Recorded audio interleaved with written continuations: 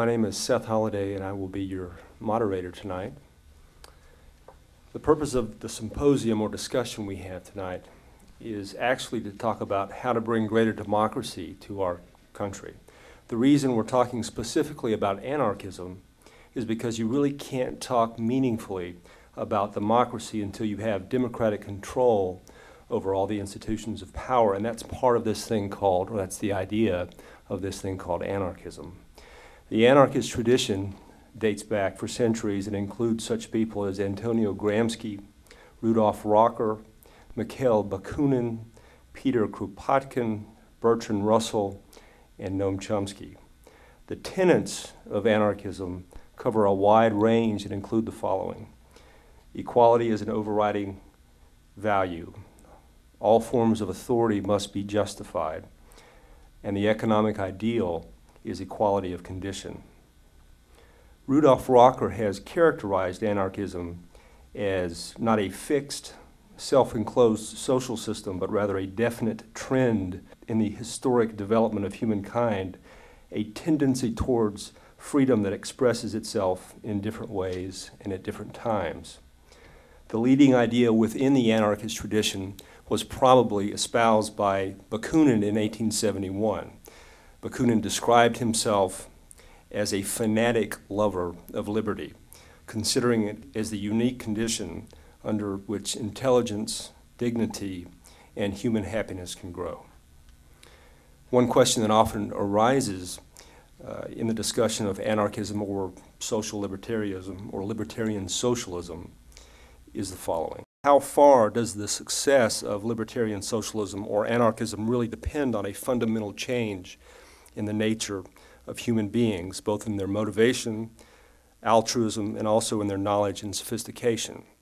The whole purpose of the tenets of anarchism and libertarian socialism is to contribute to and help facilitate that change. Let me introduce now our panelists. We have Nate Jones, who is an Atlanta-based anarchist and activist. He attended ZMI in 2007. He has conducted 2 workshops at the U.S. Social Forum, and he's published several articles and posted several videos on ZNet. To his left is his brother Raymond Jones. Raymond is a Chattanooga-based activist. He combines anarchism, his spiritual belief in Christianity, and his homosexuality into his own particular philosophy. And then to Raymond's left is Jared Fursick. He is a student at Chattanooga State. He's a political science major there. He's exploring socialist philosophy, and Noam Chomsky is one of his inspirations.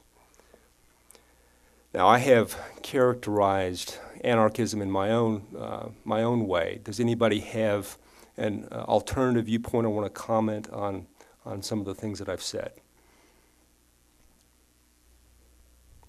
There's a tremendous amount of truth to a lot of the things that Seth said, although I think I'd like to get a little bit more into detail about it. The first thing I want to address is Rudolf Rocker. Rudolf Rocker really phrased anarchism great in that he, almost a direct quote, was that anarchism is not, we don't see anarchism as a final answer. We're anarchists because we don't believe in final answers. Anarchism is predicated, in my opinion, and a lot of the opinions of the 21st century anarchist movement, upon the idea that all forms of authority have to be tested. All forms of authority have to be put to the rocks, man. Just, you have to make them prove that they are necessary. If they're not necessary and legitimate, they must be torn apart, because otherwise we are holding ourselves back. As an anarchist, I find institutions such as hierarchy, I find the state, I find a large variety of organized religion, I find a tremendous amount of oppression within the confines, obviously, of sexism, racism, homophobia, etc. All of these are tenets of oppressive and totalitarian thought that have to be dismantled. But we can even go farther than that in regards to the fact that hierarchy dominates all of our institutions, if you really think about it. And I'll explain hierarchy to you really quick before I get into that. Hierarchy will sound very, very familiar to those of you who have ever been victimized by a pyramid scheme, because it is a pyramid scheme, literally. The idea is people at the very top of the pyramid have tremendous power, the people at the bottom don't have any, And as you go up, you get progressively more power, and you control everyone, theoretically everyone below you. And the people at the top can get nowhere without the people at the base. Like I said, any con artist would tell you that's the recipe for a good pyramid scheme. We're going to make us a little money. And they're making money hand over fist, don't get me wrong. If you look at all the institutions within the confines of our society, almost without exception, you find that they're based upon hierarchy. Hospitals, churches, schools, factories, corporations, etc. I mean, you would almost be more hard-pressed to name institutions that aren't dominated by hierarchical thought and hierarchical organization as opposed to ones that aren't. Now, the reason that hierarchy, and I think that's really what I'm getting at with Seth, is that I think that's the underlying thing about anarchism. Is one of the things you take out, it's two things, primarily, and then it gets into things like class and things like that, which historically has been very class-based. But one is, like I said, you seek out those forms of authority, and two, you don't organize your groups hierarchically. The reason hierarchy is so damning to the people below it is because it completely strips people of liberty. Once you're involved in a hierarchical format, you can't do, you're completely devoid of your autonomy, depending on where you're at. If you're at the top, you got lots of autonomy, I mean, George Bush, let's be honest, he can do whatever he wants, right? I mean, he could walk in the street, shoot somebody in the face, he'd get off. Sure, no problem.